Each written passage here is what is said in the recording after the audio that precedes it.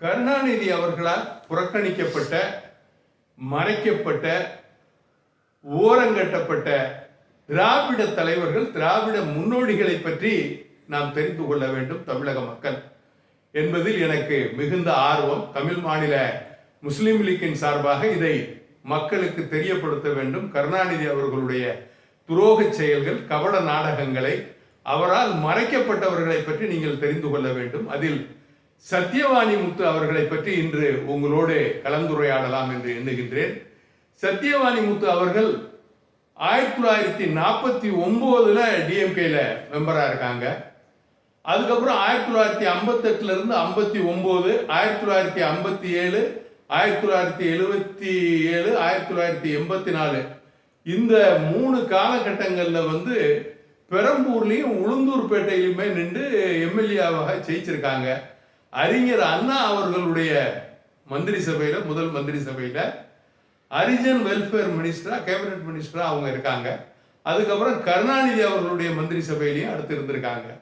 அப்புறம் கருணாநிதி அவர்களால் ஓரங்கட்டப்பட்டு, ஒதுக்கப்பட்டு, வெறுக்கப்பட்டு, அவர் கொடுத்த பல தொல்லைகளை தாங்க முடியாமல் திராவிட முன்னேற்ற கழகத்திலிருந்து வெளியே வந்து தாழ்த்தப்பட்டோர் முன்னேற்ற கழகம் 1974 ஆரம்பிக்கிறாங்க. மாண்புமிகு மறைந்த முதல்வர் புரட்சி தலைவர் எம்ஜிஆர் அவர்கள் ஏடிஎம்கே ஆரம்பிச்ச உடனே 1977 எலெக்ஷன்ல அவங்க கட்சியை கொண்டாந்து ஏடிஎம்கேல மெர்ஜர் பண்ணிட்டு எம்ஜிஆர் அவர்களோடு பயணிக்கிறாங்க. எம்ஜிஆர் அவர்கள் 1978 இருந்து 84 வரைக்கும் அவங்கள ராஜ்யசபா கொடுத்து ராஜ்யசபா எம்பியாக மேல் சபையில் இருக்காங்க. அது போக சரண் சிங் சௌத்ரி, சரண் சிங் அவர்களுடைய மினிஸ்ட்ரியில மினிஸ்டராகவும், கேபினட் அந்தஸ்து மினிஸ்டராகவும் அவங்க பயணம் பண்ணியிருக்காங்க. இப்படிப்பட்ட தலைவர்களுடைய வாரிசெல்லாம் இன்னைக்கு எங்க இருக்காங்க என்னங்கிறதே அட்ரஸ் இல்லாம இருக்கு. ஒரே ஒரு ஆளு மாத்திரம் இன்னுமே ராஜாக்கள் மாதிரி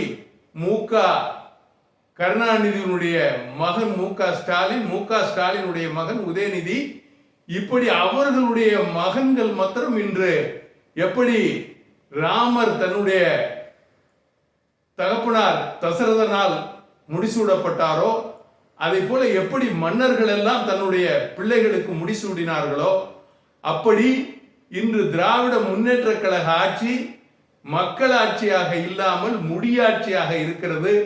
மக்களை வாட்டி வதைத்து கொண்டிருக்கிறது. வரிக்கு மேல் வரி, வாழ முடியாத சூழல் தமிழகத்திலே.